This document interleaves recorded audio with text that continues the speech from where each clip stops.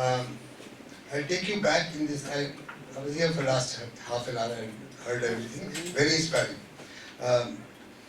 John Dewey, the great sociologist of education, wrote at the turn of the century something very important about the role of productive work in education.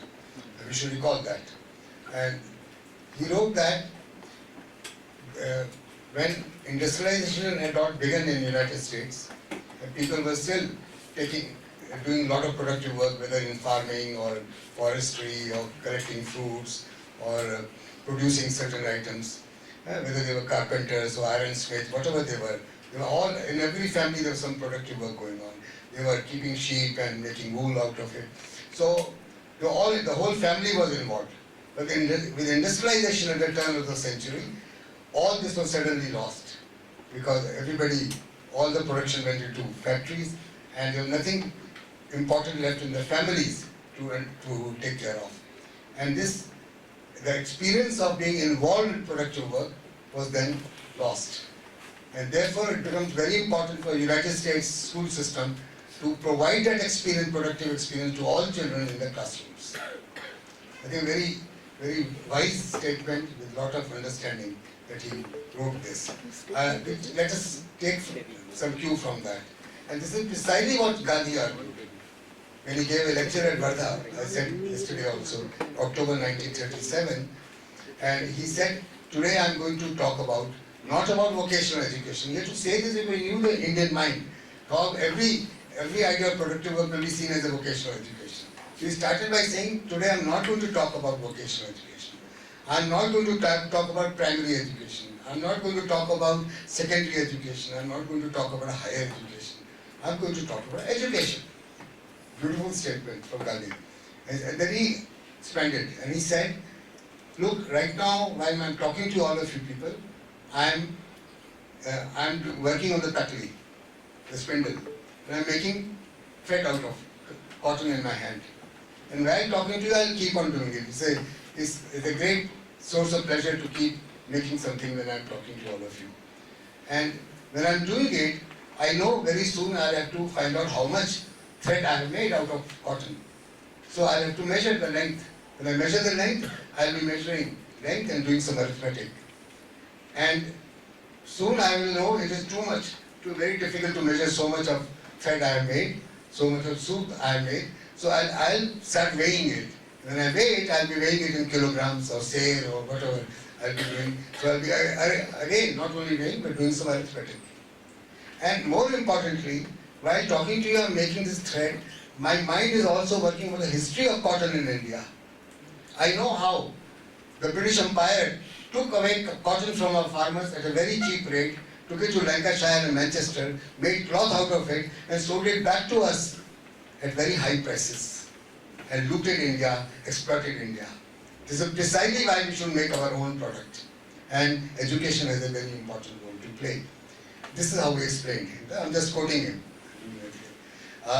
When we adopted the Nai Talim program in Kishore Bharati, as I said yesterday, Kamal sitting here and Sadhna, they both really evolved the whole idea of pedagogy on their own, and they showed the real meaning. In many ways, whatever the Gandhian institution did in late 30s, early 40s, before independence, on Gandhi's inspiration, the institution were doing, they could never understand the basic point of Nai Talim, that productive work is source of knowledge. Whether it's science, social science, or history, or languages, whatever it is, all literature is source of knowledge. And productive work, therefore, is also a source of building social values. Because there is a sense of equality. I'll come back to it. All this was part of the discourse on Nai Talim. But even the Gandhian, by Gandhian means the institution inspired by Gandhi, even they never understood what was really meant by it. Therefore, they took the children for weeding the farms, or they took the children to a carpenter to learn from a carpenter. But it's all scattered and unconnected agenda in education. Knowledge was not emerging out of productive work. There was no connection with it. And when I returned after my PhD, as I said yesterday, and my mind was working in Naitali, I thought I should roam around the country everywhere where Gandhian institutions are functioning. So I did a long trip, every part of the country in 1968-69. And what disappointed me, the Gandhian idea was not to be seen anywhere. They will be reading in the morning, and for next 7 days they'll forget about what they did. And then suddenly will come, as a part of the prescribed course of the Gujarat government, will be written botany. On the period of botany they will recall, oh, you remember we did reading. And children will say, yes, we did reading. And no connection with each other. Or they will be doing some geometry as a prescribed course, and they have done some carpentry with the help of a carpenter, will never connect geometry with the carpenter. So I started asking everywhere, look, why you're not following Gandhi at all? All is disconnected, knowledge is scattered, disconnected, there is no relationship with the productive work. So they said we'll do Sambai. This word I heard in Gujarat for the first time, and nowhere I heard Sambai. I said, what is Sambai? They said Sambai is correlation. Correlating with reading after 7 days in the botany lesson. Otherwise there is no correlation. This is amazing. First you break knowledge, you break knowledge into disciplines, you create artificial walls between knowledge, and after 7 days you think of breaking the walls. And then you say it's correlation. So why do you break? No answers coming. And at one place in Gujarat, in southern Gujarat, in a tribal area, in a Gandhian institution, the leader of that organization, very sane person, he heard me saying all this, and somebody reported, this man has come from Bombay, he's asking many questions, and that's part of my life, asking questions. So he's coming in the evening prayer, and he wants to say something, so please give him time. So I got up in the evening prayer, and I made the same point which I shared with you. So he said, yes, I heard about you. Are you working at Tata Institute of Fundamental Research? I said, yes. Are you a scientist? Yes. So what is your problem? So my problem is that there is no correlation, because you use the word Sambai after a long gap and children have forgotten what they have done. It should be done right in the farming field. When they are doing weeding, it should be done right there. When they are irrigating the farm, how to irrigate and how much water is required, how much water will be used, should be calculated right there when doing farming, not 10 days later when arithmetic lesson comes in because Gujarat government has prescribed it. So he said, I'll tell you something in your favor. I've heard about you. If you are really serious about it, then leave my institution right away. He was a very disciplined, he was at that time touching almost 90 years age. The Congress leader also. He said you should leave the institution right away. Because if you have planned, I've heard you want to stay here and learn from us. You'll learn nothing. You are right, we are not following the Gandhian principle. And I cannot change this situation. That is the way we have functioned. So my advice to you is to leave Gujarat right now and go wherever you want to do in the country, do it independent of our Gandhian institution. Then you will succeed. So I left that place and I shifted to Madhya Pradesh. This story is important because in Madhya Pradesh experiment in Hoshangabad district, my colleagues, as I said yesterday, I was a very keen, curious witness, and I loved what they were doing. And one day they will document it for the rest of the country. And the position paper we wrote in 2005 at the behest of NCART, when NCF was being prepared, was based upon the experience of what was done in Kishore Gandhi. When the committee members wanted to know what, we don't understand what is meant by productive work and source of knowledge and social values and skills, please explain. So I narrated my version, my understanding of what Kamal and Sata did. I told the whole story, taking about 3 hours. I remember this Vice Chancellor, Lady Vice Chancellor from Tamil Nadu, a great wise person. She was sitting there as a member of the committee, and she said, Anil, are you serious? This happened somewhere? This really happened? I said, I told you a real story. He said, no, it's impossible. We can't believe this happened. I said, we have gathered here to write a position paper for NCRT so that it can happen all over the country, wherever it is. This is my one major take home. What I want to add to it, that given the diversity of India, and diversity is not only cultural, not only linguistic, Indian diversity is also embedded in our productive system, our system of production. How farming is done in Nagaland or Meghalaya is entirely different how it is done in Gujarat or Madhya Pradesh or Uttar Pradesh or Tamil Nadu. Entirely different. And even within northern India or southern India, there are various ways of production. How to make cloth, how to color the cloth, different methods and different systems of production. And all are important, each one is important. So, there can be no single uniform method of doing it. In every part of the country, in every geocultural region, this is what in Bharajan Vigyan Jatha we coined this term, the geocultural regions of India. The geocultural diversity, which is connected with the geography of the area, and that is culture and geography relationship. So everywhere it will be a different way of doing Nai Talim, and it will be because of the great, not only diversity, but the great imagination in all parts of the country. And there is not that slogan, one India, one imagination, one India, one farming. That's the worst possible attack on India. The attack against the whole culture of India, whole history of India. So there will be many ways of doing things, and there should be many ways. I will give you, let's take the carpentry issue. We invited carpenters in Kishore Bharti also. In fact, I invited carpenter in Maharashtra, in Karad. Karad is not far away from here. In Karad there was a high school and there was a very excited teacher. He heard about all this from me. He said, can I invite carpenter tomorrow? I said, sure. And carpenter came with all his tools and he did not know why he said, what do I have to do? Tell me. He said, nothing. Just you have to teach carpentry today. He was amazed. Nobody's ever asked him. It's a great respect come to high school in Karad, Zilla Parishad school, and being asked to teach carpentry. So he opened all his tools. He said, what do I do? I said, please, आप शुरू कीजिए और आप बच्चों को पढ़ाइए कैसे करते हैं carpentry. He called a student and they saw and they started working. Then he said, look, you have to measure everything. You cannot just start doing this. Then he told them how to measure. He said, what do you want to make? He said, a tabletop. Okay, then we'll have to measure angle also. It has to be 90-degree angle. Here was a carpenter speaking in Marathi. 90-degree angle. How to measure 90-degree angle? He taught right then. And here was geometry and arithmetic being connected with learning right then. And there's n number of examples. I wish Kamal will come and play so many and talk about his experiences. There was politics involved in it, political science involved, economics involved, how the prices fluctuate. All that was calculated. Graphs were made by the kids, from the kids who did not know how to read and write. They were making graphs and calculating the best time for selling the groundnut they had grown. And blah blah blah. All kinds, very exciting. And political science was there. They were learning that they can go to any officer of the block at the block office, block development office, and ask questions because they are right, because it is they who pay taxes for the salaries of these people. They are government employees, they are not bosses.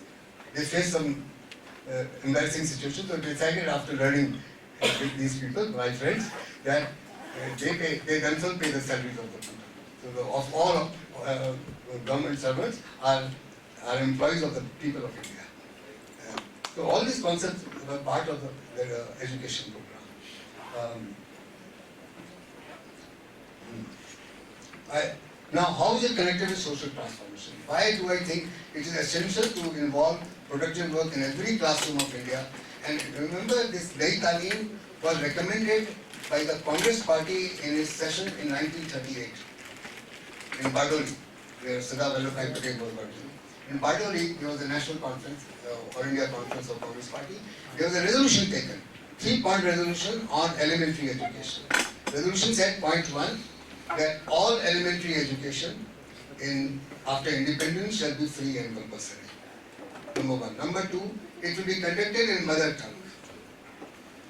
Number 3, it will be conducted on the pattern of teaching in schools as advised by Mahatma Gandhi. This 3-point program was approved by the entire Congress Party, but Congress Party never looked back after independence on this point.